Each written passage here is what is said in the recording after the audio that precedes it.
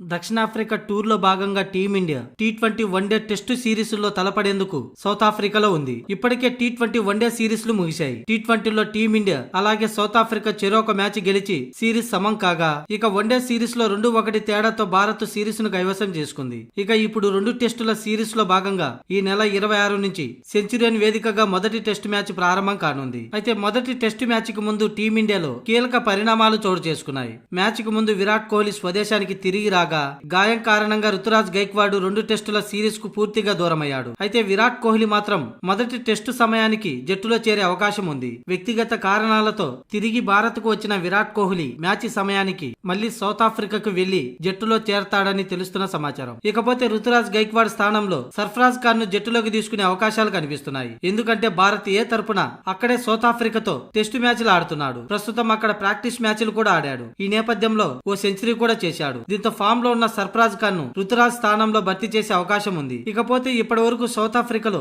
ఒక్క test series కూడా నెగ్గని భారత్ ఈసారి ఎలాగైనా టెస్టు సిరీస్ నెగ్గాలని రోహిత్ శర్మ సారథ్యంలోని భారత్ ఎంతో ఆసక్తిగా ఎదురు చూస్తున్నారు. ఈ నేపథ్యంలో సౌత్ ఆఫ్రికాతో తొలి టెస్టులో తలపడబోయే టీమిండియా 11 ఎలా ఉండబోతుందో తెలుసుకుందాం. ఓపెనర్లుగా రోహిత్ శర్మ, యశస్వి జైస్వాల్ బరిలోకి దిగడం ఖాయంగా కనిపిస్తుంది. వెస్టిండీస్ పర్యటనలో వీరిద్దరూ టెస్టులో రాణించిన విషయం తెలిసిందే. మరోసారి ఈ ఇద్దరే ఓపెనర్ గా బరిలోకి దిగే అవకాశం కనిపిస్తుంది. ఇక ఫస్ట్ డౌన్ లో శుభమన్ గిల్ దిగడం ఖాయం. ఇక ఆ తర్వాత విరాట్ కోహ్లీ 4వ స్థానంలో బరిలోకి దిగనున్నాడు. ఇక ఆ తర్వాత 5-6 స్థానాల్లో Shreyas Iyer, KL Rahul batting order లో బరిలోకి దిగనున్నారు. అలాగే కేఎల్ రాహుల్ ఈ మ్యాచ్ లో కీపర్ గా వ్యవహరించనున్నాడు. అయితే ఈ మ్యాచ్ లో ఒకే ఒక్క స్పిన్నర్ తో బరిలోకి దిగే అవకాశాలు కనిపిస్తున్నాయి. రవీంద్ర జడేజాను మాత్రమే ఆడించి మిగతా 4 ఫాస్ట్ బౌలర్లను ప్లేయింగ్ 11 లోకి తేవాలని టీం మేనేజ్మెంట్ భావిస్తున్నట్లు తెలుస్తుంది. ఫాస్ట్ ఆల్రౌండర్ గా శార్దుల్ ఠాగూర్ ను 4వ ఫాస్ట్ బౌలర్ గా ఎంపిక చేసే అవకాశం ఉంది. ఇక మెయిన్ ఫాస్ట్ బౌలర్ గా జస్ప్రీత్ బుమ్రా, మహమ్మద్ సిరాజ్, ప్రసిద్ధి కృష్ణలకి ప్లేయింగ్ 11 లో చోటు దక్కనుంది. మొత్తంగా రోహిత్ శర్మ, యశస్వి జైస్వాల్, శుభమన్ గిల్, విరాట్ కోహ్లీ,